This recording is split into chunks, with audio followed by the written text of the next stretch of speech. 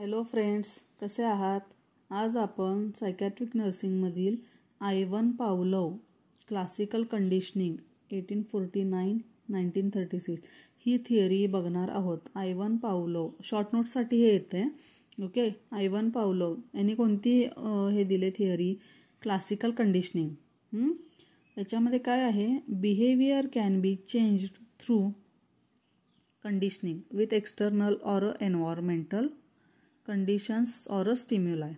Okay, his experiment with dogs involved his observation that dogs naturally began to salivate response when they saw or smelled food is a stimulus. Okay, म्हणजे याच्यामध्ये काय आहे की यांनी एक behaviour observe केले डॉगच्या माध्यमातून. म्हणजे एक्सपेरिमेंटसाठी काय केले, डॉगचं यूज केला आहे. डॉगला जे सॅलिव्हेशन येते किंवा सलायव्हेशन होते हा काय आहे? रिस्पॉन्स आहे. कशाला बघून?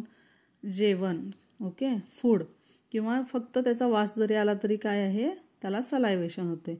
मग फूड काय झालं? Stimulus.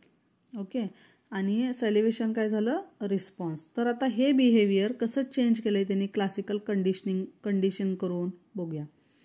Pavlov set out to change this salivating response or behavior through conditioning.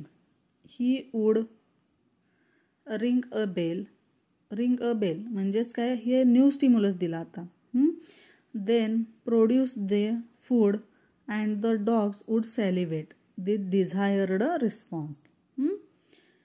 काय केलं त्यांनी? रिंग वाजवला और बेल वाजवला आणि त्याच्यानंतर जेवण दिला. मग जेवणाचा वास आल्यानंतर काय झालं? डॉगला सॅलिव्हेशन झालं. हे डिझायर्ड म्हणजे होणारच होतं. Okay, Pavlov repeated this ringing of the bell along with the presentation of a food many time. काय केलं पावलोवनं? त्याच्यानंतर रिंग वाजवायचा, डॉग आला की त्याला फूड द्यायचा, रिंग वाजवायचा, डॉग आला की फूड द्यायचा, असं कंटिन्युअस केलं त्यानं. ओके, आणि त्याच्यानंतर काय? द डॉग हॅज बीन, त्याच्यानंतर काय केलं?